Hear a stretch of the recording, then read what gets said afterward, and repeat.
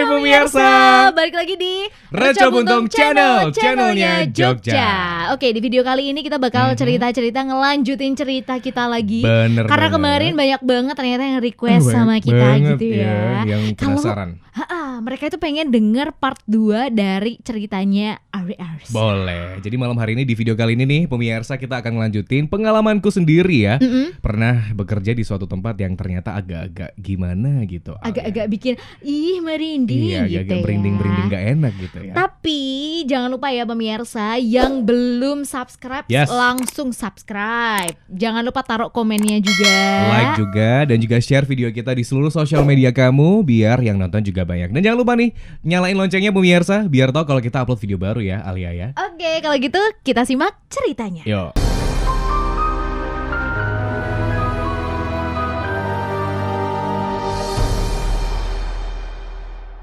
Nah Alia, karena kemarin ini banyak banget yang minta untuk part 2-nya itu dilanjutin. Karena memang sengaja kita bikin videonya itu gantung gitu kan ceritanya Iya. biar penasaran. Nah malam hari ini aku akan ngelanjutin beberapa cerita yang dialami oleh teman-temanku sendiri. Oke, Masih di hotel yang sama. di hotel yang sama. Boleh nih disebutin lagi hotelnya itu di mana sih daerah? Hotelnya itu di sebelah utara Jogja. Oke. Itu terletak di salah satu pusat hiburan juga. Jadi dan hotelnya cukup hits juga saat ini. Jadi ya maksudnya ini bukannya untuk black campaign hotel tersebut, enggak, cuman untuk share story aja sih. Kita share ceritanya aja. Dan kita juga tidak menyebutkan nama hotelnya secara gamblang ya, gitu saya biar ya. pemirsa penasaran, biar pada nginep di sana dapat duit deh di sana hotel. Oke. Cerita selanjutnya ini dialami banget oleh temenku. Nah itu kan karena di hotel itu kan berbagai banyak divisi ya. Ada yang front office, ada yang concierge, bellboy, ada yang lain-lain lah. Nah ceritanya ini adalah ketika malam hari itu malam minggu. Malam minggu itu biasa kalau hotelnya di sana itu kan agak rame nih kamarnya gitu kan kalau malam minggu. Akhirnya sekitar pukul 1 pagi tiba-tiba telepon di front office itu berbunyi. Oke. Terus akhirnya temanku yang Jaga jaga waktu di FO waktu itu ngangkat teleponnya. Dia menerima informasi bahwa dari salah satu kamar, kalau aku nggak salah itu nomor kamarnya adalah 503. Di lantai 5 itu dia info bahwa dia mau check out jam setengah 1 pagi. Setengah 1 pagi. Setengah 1 pagi. Cuman di hotel itu kan kita mikirnya positif ya, dalam artian oh mungkin dia penerbangan pagi atau mungkin dia perjalanan darat ingin menuju kemana, jadi dia memang Harus berangkatnya pergi pagi-pagi. Pagi-pagi banget. Akhirnya setelah temanku yang di FO itu menerima telepon dari kamar 503 bahwa tamu yang di dalam itu kalau bahasa hotelnya adalah luggage down. Jadi dia minta bantuan ke FO untuk menurunkan barang-barang. Betul, ada timnya Oke. kita datang ke kamar untuk bantuin bawa koper-koper dan barang-barangnya dia ke bawah gitu. Akhirnya temanku yang di FO ini langsung info ke temanku yang in charge di bagian bellboy atau concierge yang biasanya bukain pintu, Iya. yang biasa Bantuin buat ngangkatin barang, ya, ngangkatin masukin barang lift gitu ya. Betul, nah itu di info ke temanku yang jaga pada malam hari itu bahwa kamar 503 mau luggage down nih gitu. Akhirnya tanpa babi bu lagi kita langsung, temanku yang itu langsung bawa troli ke atas ke lantai 5. Tanpa, jadi ketika menerima telepon itu dan berangkat ke 503 itu memang dua-dua temanku ini kebetulan enggak ngecek sistem dulu. Jadi kayak misal kita cek sistem dulu 503 itu nama tamunya siapa sih gitu-gitu. Iya. Itu karena mungkin sudah setengah 1 pagi ya, jadi kita memang tidak terlalu konsen. Udah nggak fokus juga Nah gitu ya. pada saat itu akhirnya temanku yang di concierge itu langsung naik ke lantai 5 nih pemirsa. 2 orang itu ya? Sendiri. Jadi Oh, sendiri. Yang FO-nya sendiri satu, Ya, betul. sama satunya lagi yang di konsen satu. Betul. Jadi yang naik ke kamar cuman yang si concierge-nya itu, dia naik ke lantai 5 dan akhirnya dia sampailah di lantai 5 yang sejujurnya di hotel ini memang off the record tuh banyak banget yang sudah merasakan staff-staffnya di sana. Itu memang lantai 5 itu sering banget ada gangguan dari makhluk-makhluk halus. Tapi kita nggak boleh info ke tamu nih, karena kebetulan lantai 5 itu juga merupakan salah satu lantai yang cukup banyak dipesan karena dia view-nya itu langsung bisa ke Gunung Merapi dan ke kota pada saat itu. Jadi memang bagus. Salah satu yang emang bagus gitu ya, Nah, banyak gitu. yang Minat lah, bener. ditawarkan. Padahal kalau kita sebagai karyawan di sana itu kita tahu nih pemirsa bahwa di lantai itu memang sering banget ada gangguan-gangguan yang kita alami ketika kita melewati lantai 5 itu. Pada saat itu temanku yang konser itu dia sudah feeling bahwa duh kok lantai 5 ya sebenarnya gitu. Cuman dia ya wes lah, kita beranikan diri. Sampailah dia di depan kamar 503 nih Alia. Ketika sampai di depan kamar nih pemirsa, kita kan ada SOP-nya ya, bagaimana cara kita mengetuk pintu kamar dan bla bla bla itu ada.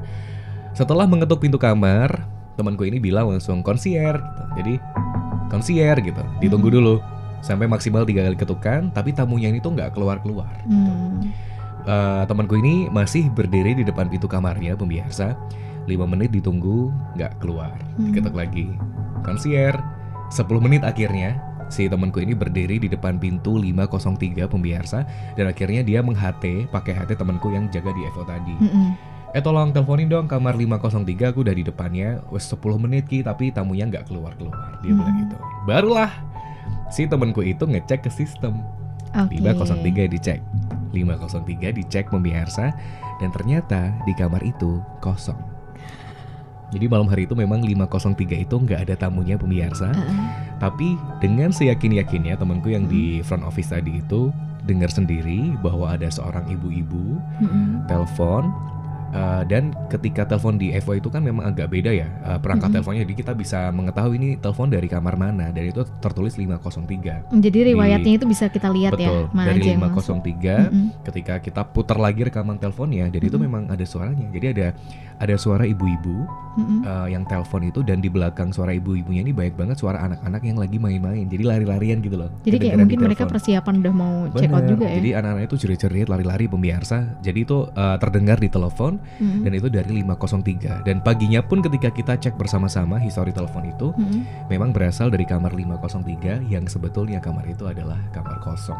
Ada bukti record suaranya juga? Ada bukti record suaranya, ada bukti print outnya bahwa itu ada telepon dari 503. Dan pada saat itu kamarnya kosong. Jadi ketika konsierku nge-HT temanku yang di FO itu, tolong dicekin dong 503 gitu. Dia baru, kamar piro mas? Gitu. Carimu 503 gitu. Dia mulai bingung. Temanku gitu. Iya. Dia setelah make sure lagi pemirsa bahwa memang 503, apakah memang belum diinput di sistem atau gimana, dan ternyata memang di sistem itu kosong. Jadi memang malam hari itu kamar itu nggak berpenghuni, benar-benar kosong, kamarnya nggak digunakan, tapi telepon itu berasal dari 503. Dan akhirnya temanku yang konser itu langsung lari ke lift, trolinya ditinggal di situ pemirsa. Ya langsung dia berdua itu kayak gitu, kayak bener-bener kiwa dia mau uang loro loh ya gitu. Jadi aku nggak bayangin itu posisinya nyampe bawah tuh gimana gitu loh, pasti katanya udah pucet. Dia udah abang ireng gitu, bahasa Jawanya sabang ireng ngono kayak putih banget setengah siji. Dan kok iso ya, kok kowe rasa sadar, maksudnya kamu nggak ngecek sistem dulu? Aku ning ngarep kamarnya dodok-dodok.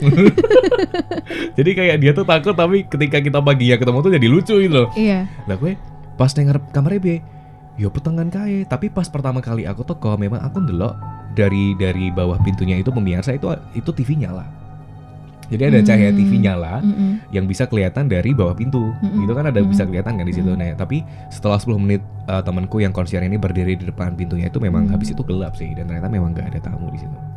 Jadi sering banget dari lantai 5 itu memang beberapa kali kita mendapatkan telepon misterius. Salah satu contohnya itu tadi.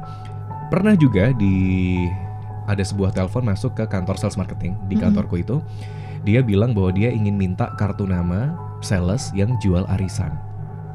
Maksudnya yang jual arisan? Jadi di hotel itu kan kita salesnya sendiri-sendiri nih. Aku jualan ke corporate A, kamu jualan ke corporate B, dan ada sales khusus yang jualan paket-paket social event kayak misal arisan, wedding, birthday gitu-gitu. Jadi ada telepon ke kantor sales.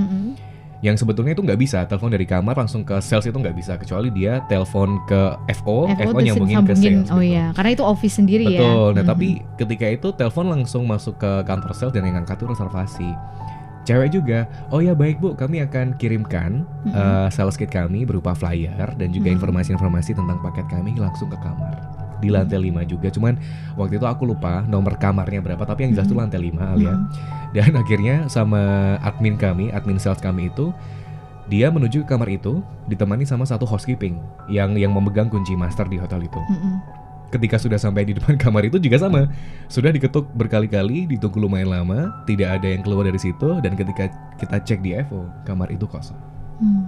dari lantai 5, tapi reservasiku tuh bener-bener ingat banget karena ini aku tulis nih dia dari lantai 5 kamar ini, tapi aku memang nggak ngecek sistem apakah dia itu tamu dari mana, namanya siapa, aku nggak ngecek. Aku kira kan ya kamu langsung ke sana atau Dev gitu. Tapi apa dia nggak curiga juga loh, kok bisa masuk nih? Curiga, kesini, sebenarnya kita gitu. juga curiga. Dari awal sebenarnya curiga. Ya? Tapi kok bisa ya tamu nelpon dari kamar langsung ke sales office, karena memang di kamar pun tidak ada extension yang bisa menuju langsung ke kantor sales gitu sebetulnya. Cuman kita mikirnya oh mungkin dia telepon ke depan dulu kayak terus habis itu disambungin ke sales gitu. Tapi akhirnya setelah sampai depan kamarnya di lantai 5 juga, ternyata tidak ada yang nginep di kamar itu dan kita langsung kayak wah ini kayaknya sesuatu deh memang di lantai ini jadi kita membatasi banget nih kalau misalnya ada tamu yang pengen lihat kamar, sebisa mungkin kita nggak ke lantai 5 gitu. Jadi sebisa mungkin kita lantai 1 atau lantai 2, jadi kita benar-benar menghindari ke lantai 5 gitu. Jadi memang dan setelah beberapa waktu setelahnya kita punya, jadi owner dari hotel ini tuh dia punya kepercayaan sendiri pada saat itu dan dia melakukan semacam doa ritual gitu dan memang diinformasikan bahwa memang mereka semua tuh ngumpulnya di lantai 5 gitu. Jadi semua makhluk-makhluk itu memang ngumpulnya di lantai 5. Makanya kita sering banget denger suara orang lari, anak-anak lari, mainan tembok gitu itu memang ada dan itu memang salah satu aktivitas mereka dan itu memang cuma di lantai 5. Tapi waktu melakukan ritual itu ada nggak sih penjelasan kenapa kemudian mereka memilih lantai 5 sebagai base campnya? Gitu? Karena di lantai 5 itu jarang banget sebetulnya ada tamu di sana. Ada berapa lantai sih? 6. Ada 6 lantai. Oh. Jadi lantai 1, 2, 3, 5, 6. Enggak ada lantai 4. 1, 2, 3, 5, 6. Enggak ada lantai 4. Oh, berarti itu lantai teratas. Enggak, lantai 5 itu lantai 5 itu adalah lantai 6 atau yang ada di posisi 5. Di posisi 5 karena di lantai itu maksudnya lantai khusus kamar, sedangkan lantai 6 itu khusus ruang meeting semua. Oh gitu. Berarti iya gitu. Jadi lantai 5 itu jarang banget kita taruh tamu di lantai 5 kalau hotel kita tuh misalnya nggak full gitu. Nah, nyambung dari video yang kemarin pemirsa, sudah dikasih tahu bahwa sebetulnya makhluk-makhluk yang ada di hotel ini itu sebetulnya bukan penunggu asli di situ, melainkan kiriman dari hotel sebelah. Nah, ketika mereka dipindah dari hotel itu ke hotel tempat aku bekerja pada saat dulu itu, mereka memilih tangga darurat dan juga lantai 5 itu sebagai jalur keluar masuknya mereka. Nah, maka dari itu aktivitas mereka itu banyak banget yang terjadi di lantai 5 ya, seperti mereka menggunakan saluran telepon. Terus mereka juga pernah sering banget, tapi memang kebanyakan media yang mereka gunakan itu di dalam kamar gitu. Satu cerita lagi ketika salah satu temanku itu sedang MOD, manager on duty. Jadi ketika malam hari dia lagi bertugas gitu, pemirsa malam hari sampai pagi ya, jadi dari malam sampai keesokan paginya. Salah satu tugas manajer on duty itu adalah kita harus ngecek kamar. Di kamar itu bersih nggak sih, terus semua fasilitasnya itu sudah ada di situ semua nggak sih, sesuai standar kita gitu loh. Sama di lantai 5 lagi. Jadi pada saat itu di hotel itu setiap kamar yang berakhiran nomor 08 itu pasti lokasinya ada di pojokan. Jadi 108, 208, 308, 508. Nah itu satu tipe adalah tipe kamar deluxe. Pada saat itu aku ingat banget, deluxe difabel. Jadi kamar itu memang diperuntukkan untuk tamu-tamu yang berkebutuhan khusus di hotel itu. Jadi memang luas banget kamarnya dan itu jarang banget digunakan karena memang kita khusus untuk tamu-tamu yang difabel. Digunakan untuk tamu-tamu yang difabel, pemirsa. Ketika malam hari sekitar jam 10:30 malam, dia mengecek kamar dan itu sendiri karena cowok kebetulan, sudah bapak-bapak lah beliau. Dia ngecek kamar sendiri, naiklah ke lantai 5 dan harus mengecek ke kamar 508. Ketika beliau ingin mengecek kamar 508, beliau akhirnya memutuskan untuk aku mau cek kamar 513 dulu deh, karena 513 itu yang paling ujung. Jadi biar dia satu kali jalan gitu loh, nggak putar balik gitu. Akhirnya dia ke 513 dulu. Tapi ketika dia melewati depan pintu kamar 508 itu, dia itu yakin bahwa kamar itu kan ada di laporan kami bahwa kamar itu kosong sebetulnya. Tapi ketika dia ingin menuju ke kamar 513 itu, tiba-tiba dari dalam kamar itu, kan itu udah 10:30 malam bayangin. Tiba-tiba ada yang entah itu dobrak atau ngetuk ya, tapi kalau ngetuk pintunya dari dalam tuh agak keras sih suaranya. Jadi dia benar-benar kayak gitu loh. Nah itu 10:30 malam bayangin. Dia langsung, dia juga kaget kan, sendirian tanpa ditemenin sama pihak keamanan. Dia nggak ngeh bahwa, loh, jadinya kamarnya kosong gitu. Dia ngeceklah ke bawah setelah kejadian yang pertama kemarin. 508, ono isinya sih kosong pak gitu. Tapi dia nggak info ke timnya di bawah bahwa aku barusan Mengalami mendengar nih, Mbak. Lewat hati ya berarti ya. Lewat hati. Aku barusan denger nih ada sesuatu yang dobrak dari dalam gitu kan. Akhirnya dia pada saat itu mikir, aku buka sekarang atau nanti ya. Cuman karena dia juga takut kan. Akhirnya dia ke 513 dulu, dia ngecek kamar bla bla bla. Udah selesai dan saatnya dari 513 itu dia ke 508. Tapi ketika sebelum dia di penggoan, belokan, dibelokan kamar itu pemirsa. Tikungan sekalian, Pak. Di lantai itu dia ngeliat bahwa pintu kamar itu terbuka. Jadi yang harusnya pintu itu ketutup karena nggak ada tamunya, dan dia itu nggak mendengar di kamar kamar 513 itu bahwa suara pintu ini terbuka. Kan sebenarnya ada suaranya kan kalau pintu hotel, pasti ada suaranya gitu loh. Dia nggak mendengar sama sekali pemirsa ada suara pintu terbuka. Tiba-tiba ketika dia mau ngecek ke kamar 508 itu, pintunya udah terbuka. Pintunya sudah terbuka, TV-nya nyala, dan dia udah, wah ini nggak bener nih, dia udah bilang gitu. Tapi karena dia sendirian pada saat itu, dia beranikan diri untuk, tapi ya mau nggak mau kita harus ngecek gitu. Gak enaknya kerja di hotel tuh gitu. Jadi apapun yang terjadi, kamu harus tetap menyelesaikan lah pekerjaanmu di sana. Akhirnya bisa nggak misalnya ditunda nanti jam 3 atau jam 4 lah habis subuh gitu? Karena report itu harus dikumpulin sebelum jam 12 malam. Oh gitu. Jadi sebelum hari itu berganti tanggal, kita harus selesai semua laporan itu sebelum jam 12 malam gitu loh. Nah akhirnya mau gak mau nih, dia mendekati pemirsa ke pintu kamar 508 itu yang sudah terbuka dan TV-nya menyala itu. Dan ketika dia mau sampai di depan pintunya itu, tiba-tiba pintunya tuh ngeblak sendiri, nutup sendiri, dan itu keras banget suaranya. Untung posisinya dia belum masuk ya. Masuk. Ketika pintu itu nutup, pemirsa dor gitu, dia langsung lari manggil security. Akhirnya setelah itu betul 15 menit setelah itu dia ditemenin security, ngecek di dalam kamar itu memang tidak ada siapa-siapa. Kita juga tidak mengetahui siapa yang mendobrak pintu itu dari dalam dan yang menutup pintu itu dengan keras banget dari dalam itu. Dan akhirnya kejadian itu disampaikan ke pimpinan kami di hotel pada pagi harinya dan diteruskan ke pemilik hotel itu sendiri, dan akhirnya kita melakukan itu upacara atau ritual sesuai kepercayaan dari pemilik hotel tersebut gitu. Bayangin itu 10:30 malam loh. Jadi ketika itu nggak ada tamunya pemirsa si kamar itu, tiba-tiba ada yang gebrak der gitu. Dan tapi di lantai itu ada tamu nggak waktu itu ya? Nggak ada. Memang itu kosong. Lantai 5 itu kayak sering lebih sering kosong karena gitu kita ya? lebih ngisi ke lantai 1 sampai lantai 3 kan. Jadi karena satu lantainya itu kita punya sekitar 30-an atau 40-an kamar, aku lupa. Jadi yang lantai 5 tuh keisi kalau memang hotel kami 100%. Berarti kasihan banget dong kalau misalnya ada satu tamu terus habis itu ditaruhnya di lantai 5 gitu, terus dia sendiri gitu. Oh my god. Tapi kan itu kalau di hotel kita nggak info kalau di lantai ini ada berapa tamu, kecuali tamu itu nanya. Jadi kalau misal kalian nanti atau pemirsa nih check-in di hotel, bilang aja di lantai misal dapat kamar 312, berarti kan lantai 3 kan. Di lantai 3 yang nginep berapa orang, Mbak? Gitu tanya. Oh gitu, harus gitu ya. Benar-benar. Karena ini setiap kayak misalnya ilmu penting nih. Kalau misalnya aku juga nginep ke hotel di luar kota, misalnya lagi tugas kita, aku pasti nanya, Mbak, di lantai ini yang nginep berapa orang gitu. Karena takutnya nanti kita ngira kanan kiri rame ternyata kosong. Kalau misalnya cuman satu ibu sendiri gitu, terus saya nggak jadi nginep. Atau misal minta pindah lantai yang rame. Saya di ballroom aja deh tidurnya. Luas ya, sekalian mau meeting sendiri di ballroom gitu sih.